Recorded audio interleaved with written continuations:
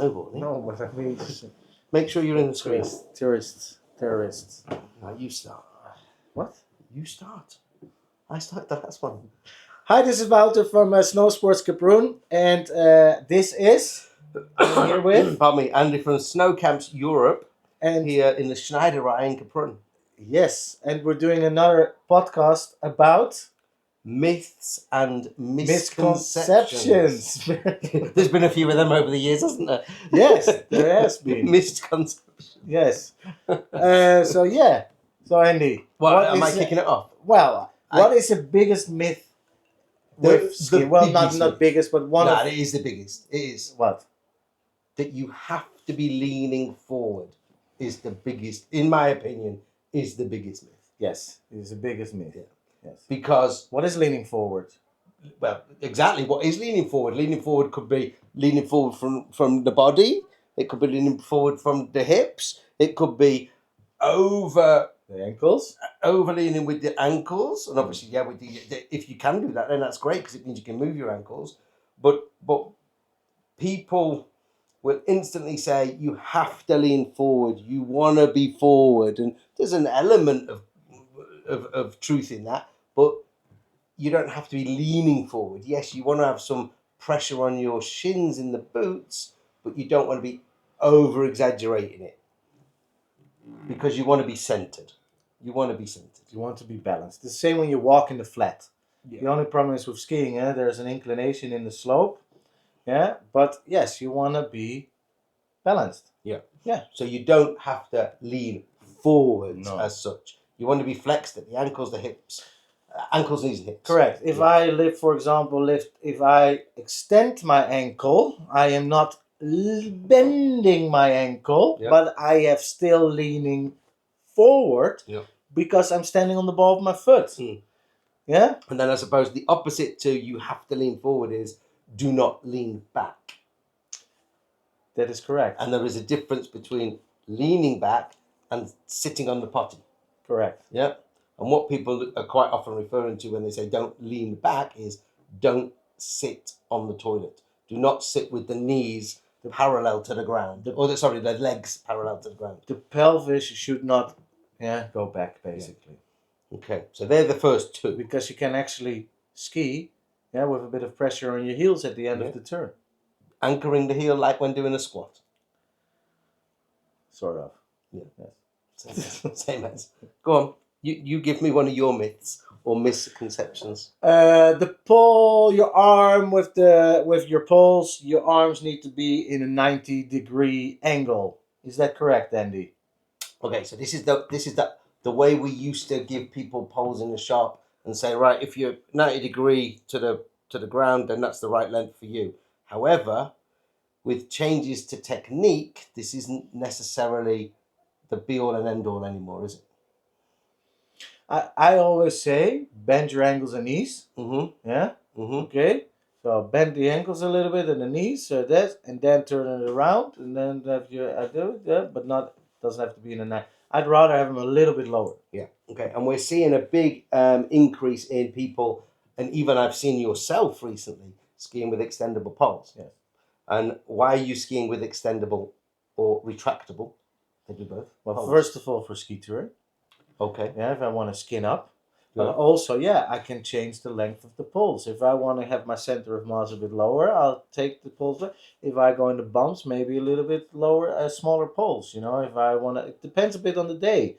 It depends. If I do GS, I want my poles for the start a bit higher. Okay, but I wouldn't take extendable poles. But I'm just saying, it depends. It was an example. It depends a little bit what you're doing. Yeah. Yeah. But there does seem to be a increase in people skiing with adjustable poles because of the reason you just said. However, I find it quite strange that somebody would stand at the top of the hill and go, oh, I think I'll do short turns. I'll shorten my pole. And then they get to the bottom and they go up another run and they go, oh, long turns. And they lengthen their pole. Because this is what we are seeing on some videos, that people are saying that. Really? Yeah. Oh, okay. Mainly Australians. Okay, I didn't know that. Yeah, really? Yeah. Oh, there's some bumps. I'll adjust my poles. Off we go. Oh, really? Yeah. And Bumps, I'll just adjust my boots. I'll loosen the strap and I'll loosen the buckle. If I see some bumps, I just ski towards them and try and go through them. I don't mess about with my poles on my boots, do you? No. They do.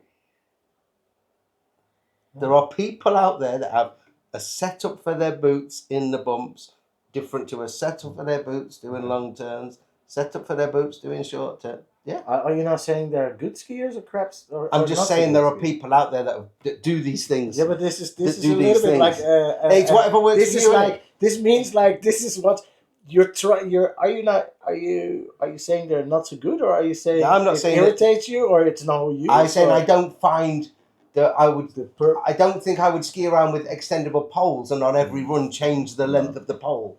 I do see a move to shorter poles for the reason you say, getting the centre of mass lower, especially if you want to do short turns, short carve turns, getting your hip to the ground. A long pole's going to get in your way. For me, it's a bit different with the shorter poles for certain people. I just say rather have a shorter pole than too long, because you start otherwise T-rexing. Yeah. All these people start to T-rex. Where if you have a bit of shorter pole, you drop your hands a little bit. That's for me the main reason. Yeah. You don't want to do T-rexing.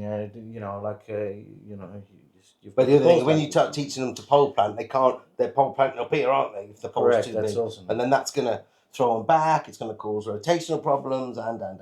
Yeah. Okay, another myth. Is it my go? Yeah. A Gore-Tex ski jacket won't get wet. That's a big myth. It's a myth. Yes. Because the jacket itself, even though it could be water repellent or have a water repellent coating on it, at some point will wet out and that jacket will get wet. And people don't seem to understand that Gore-Tex is not the jacket fabric. Gore-Tex is the membrane within the layers of the jacket, and that stops you getting wet. But a Gore-Tex jacket can get wet. And the myth is it can't get wet. It can. Yes, of course it can. Yeah. Especially. And I think there's a lot of misconceptions with the Gore-Tex clothing that people don't understand. Yes. And maybe we should make a podcast purely about Gore-Tex, because it's quite a detailed subject. Is that because you don't know anything about it? That as well. Okay. It sounds quite boring. Right, your go. Myths. Myths. You're a good skier when you go fast. Oh, is that true, Andy? You could be deemed to be a good skier if you can go fast and be in control. But I think you're referring to the people who are just hooning it down top to bottom, not doing a turn, jacket flapping, arms flapping, and no real chance of stopping if someone comes in front of them. Right. Yeah, therefore, no, that's true. You're not good in that case. No. Fast is not always good. But good skiers can ski fast in control. Yes. Yeah. And a downhill skier you would class as a good skier, albeit he's trying to get down from A to B in the fastest possible way he can. However, in a controlled race environment. So, yeah. But for a general rule, that's rubbish. Is it my go? Thicker socks are warmer than thinner socks. That's a myth. It's a myth. Yes. It is. They hurt more. They what? They hurt more. It depends on your boot, I suppose. But they're definitely going to make your foot sweat more, which could result in a colder foot over time, because the moisture, if it's not wicked away and able to get out from the sock, is going to get cold, unless it's a really warm April day, or like today, February, 10 degrees.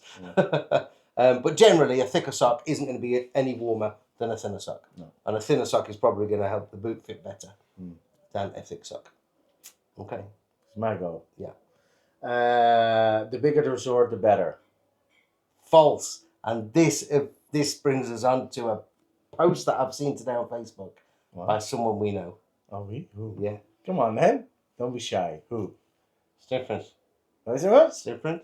Oh, yeah. Oh, So the post was, all I need is 4 blue runs, 2 red runs, 1 black run, a little bit of off-piste. Yeah.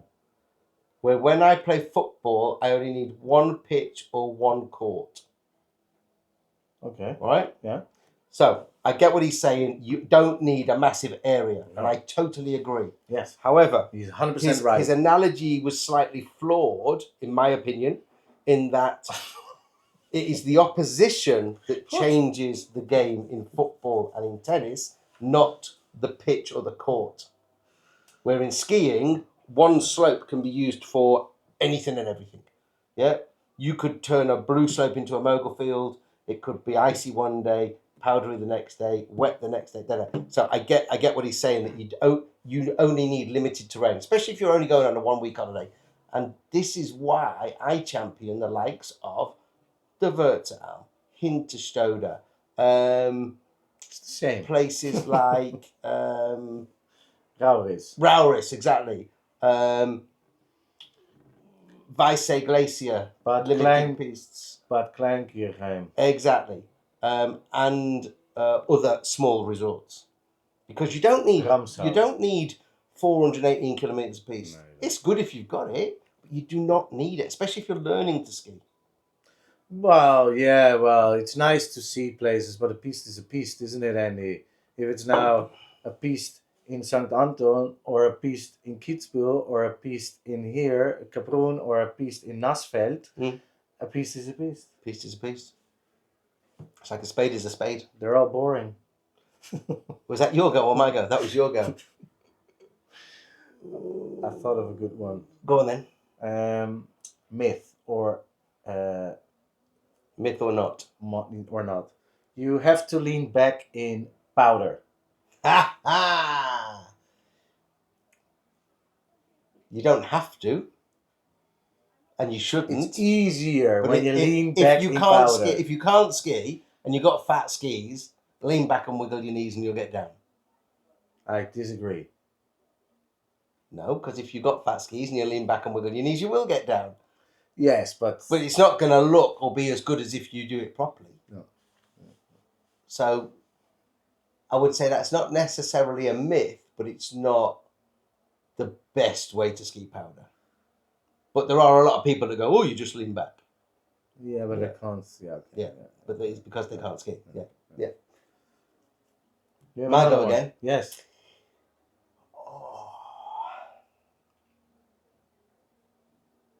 Skis. Skis do not have to just be shoulder to forehead height. They can be longer. They can also be smaller. Yeah. But like years ago, when we started skiing, and definitely when I started skiing, because you weren't born then, were you? Your skis were always head height, and the better you were, the longer they were. Yeah. So I stand at a very tall 169 centimetres. And in 1989, when I was 3, my skis were 203 centimetres. Yeah, massive. Where recently I've been skiing on 175s, which is still taller than me, albeit the shortest ski I've skied on in 13 years. And as I've said previously to you, I just haven't enjoyed the last 5 years on them skis. And that is why in this last week, I've gone back onto 182s with a longer radius and instantly feel better. Really? Yeah. Wow, so nice. I also skied some slalom skis last week for the first time in 7 or 8 years. So 165, 11 metre radius. And they were fun and they were good and they were stable because it was a race ski.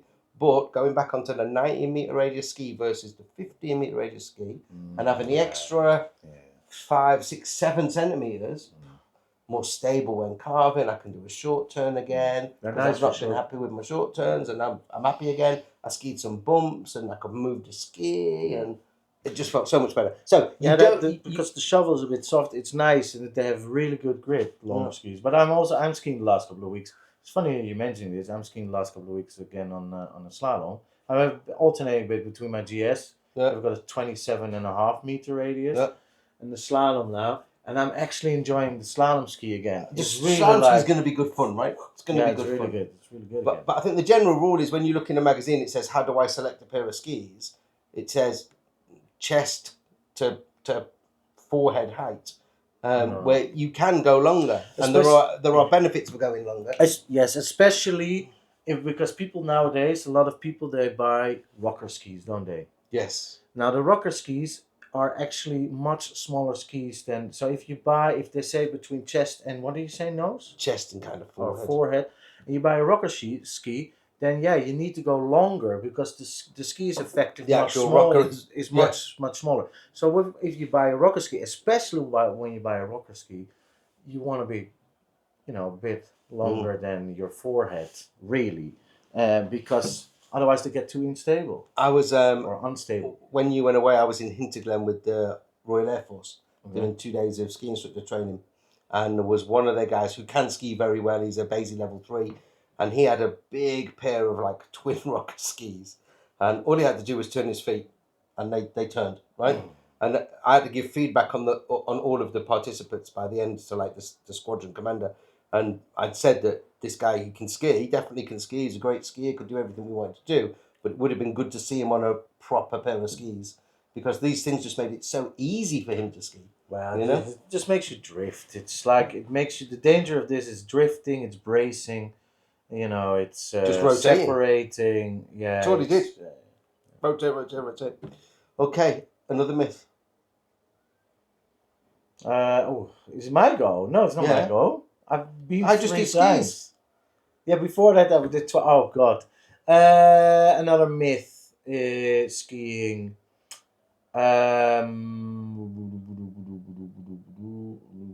Red Bull originated in Austria. I thought it was. Thailand. What? Thailand. Red Bull was originally from Thailand. And then the Austrian guy who recently died bought the recipe, brought it back to Austria, made it into a commercial product. Oh. For a long time, it wasn't allowed to be on sale in the UK or France. Yeah, I know that. And in Holland neither. Wasn't it? And obviously it is now, and it's obviously this massive global brand. And I think the figures just came out this week: 11.6 billion profit last year. That's pretty sizable. And the funny thing is, even though that started its life as an energy drink in Thailand, that became an energy drink in Austria and then spread out all over the world, is that business is no longer a business about energy drink. It's a business about extreme sports. Mm-hmm. You know? Yeah. You never see them post a picture of a can of drink. You only ever see them post a picture of an extreme sport. And everybody now associates Red Bull with extreme sport. Yeah. Or extreme sport with Red Bull. Yeah. Which is very, very clever how they developed it. So the myth was Red Bull is not an Austrian thing. It was from Thailand. Oh, okay. I didn't know that. Yeah. Oh, There you go. Okay. Every day's a school day. Okay. Another myth. Oh, I've got a good one. What? Skiing between the trees means there is no chance of an avalanche. Well, that is not true. It's a myth. It's a myth. Yeah. That is not true. But Yeah. it's a little bit safer, of course. But that has to do because also the altitude. Yeah, the tree line goes to. But yes, it is true. It is true. Avalanches can occur within trees. Yes. You're not safe at the end of the day unless it's a green field. What do you mean green field? As in there is no snow. Okay, like Yeah, that. if there's snow, it can avalanche. Yeah. Well, if it's tiny, but yes, it is. But you know what I mean. You're only yeah. really safe if it's a green field. If there is snow on it, if there is snow, there is a risk from 1 to 4, as we know, and whatever the risk, there is a risk, and that risk still occurs or is present in trees, in forest, is what I'm saying. Because some people seem to think if I ski in the forest, even if it's steep and high, this won't be an avalanche, but it still can avalanche. Mm-hmm. Correct. Go on, your turn. Yeah. We can talk about. Well, we can talk about this more a little bit of myth. If I see tracks, I assume it's safe. Yeah. You know. Yeah. Which is also don't just follow blindly tracks. Mm. There's a famous run in not far from here in Dorfgastein. There's always every season people need to be helicoptered off because they follow someone's track and they end up at a massive cliff. Really? Yeah. Is that what it is? Yeah. So just because there's tracks, Yeah. it doesn't mean it's safe. No. Is the myth. No. Okay, good. Jesus. Ski boots are not comfortable. That's a myth. They're not all. They're not. You know, They're not slippers. No, they're not slippers. But my ski boots are comfortable as they get. Yeah, mine are now because they're one size too big. They just don't perform as well if they fitted. You've got one size too big boots At the moment, yeah. Oh. And they're lovely. They're warm. They're comfy. What? Yeah. For teaching, I've got my other ones that cripple my feet for skiing. Okay. I know. Yeah. I've never. No, I've got one pair of boots. It's, well, I've got one pair of boots. Really, ski boots.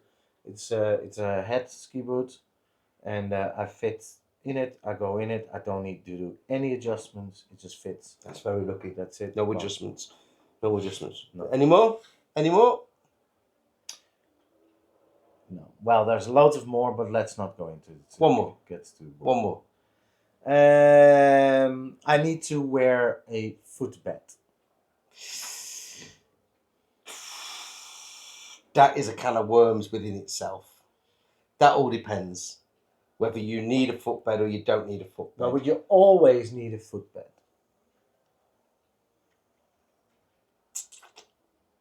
I always need a footbed because Yeah, if you I don't, do, if I because don't, you've I get got- pain under You've my got a ball of my hobbit, yeah, foot. because you've got a hobbit feet. But I don't think everybody needs a footbed. No. Most people can benefit from a footbed. Some people need a footbed, but not everybody No, needs a I footbed. disagree because yes, of course, it's good to have a footbed. But if you don't need a footbed in your shoes, why would you need a footbed in your ski boots? I'm really sorry, but you know, some people, yes, you benefit to a little bit, but they're being sold too quickly, too much, you know, to the customers. You know, sometimes even footbeds completely ruin your feet as well. Mm-hmm. So yeah, no, I disagree. On that contentious subject of footbeds, should we? That was a stupid myth. You said that was a myth. No, yeah, but I mean, it was a stupid example. No, it wasn't a stupid example because some people will tell you have to have a footbed, that's and true. you don't have to. No, And some people will benefit, and some people won't benefit. no. One more, or was this it? Have you got one more?